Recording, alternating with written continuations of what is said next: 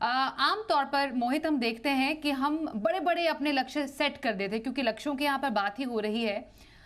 हम आज से 15 साल के बाद या 20 साल के बाद के लिए सोचते बहुत है, लेकिन कल के बारे में कम सोचते हैं, खासतौर पर जब फाइनेंशियल प्लानिंग की बात आती है। हमें लगता है कि चलिए कल की प्लानिंग तो हो जाएगी, कल मतलब कि बिल्कुल आने वाला जो समय है। लंबी अवधि की प्लानिंग को तो सीरियसली लेते ही हैं, लेकिन जो आने वाले कुछ ऐसे मोमेंट्स हैं या कुछ ऐसी स्थिति है जो कि अचानक से आ जाए, उसके लिए किस तरीके की प्लानिंग की जाए?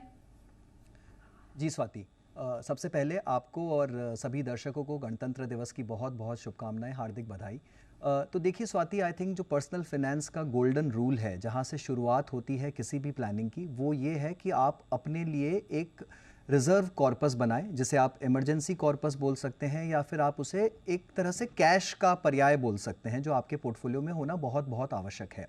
ये आपको ऐसे समय में मदद करता है जब अचानक से कुछ घटना हो जाए, आपका जॉब कहीं पर रिस्क में आ जाए, कहीं पर आपकी आमदनी पे कुछ दिक्कत आ जाए, या फिर आपकी जो आय चल रही है या उसमें किसी तरह की रुकावट आ जाए, बाधा आ जाए, कोई गैप आ जाए। तो हमेशा जहां आप शुरुआत करते हैं सेविंग्स की, वहाँ पर सबसे पहला पड़ाव है कि आप कम से कम 6 से 9 महीने का जो कॉर्पस है, उसे या तो एक स्वीप इन एफडी या फिर एक लिक्विड फंड या फिर अपने बैंक के खाते में बचा कर रखें, जिसे आप इमरजेंसी कॉर्पस बोलेंगे, और जिसे ज़रूरत के समय पर आपको कभी घबराने की आवश्यकता ना हो, आपको कभी अपने बड़े निवेश को तोड़ने की आवश्यकता ना पड़े। तो ये इमरजेंसी कॉर्पस सबसे पहला और सबसे गोल्डन रूल है पर्सनल फाइनेंस का।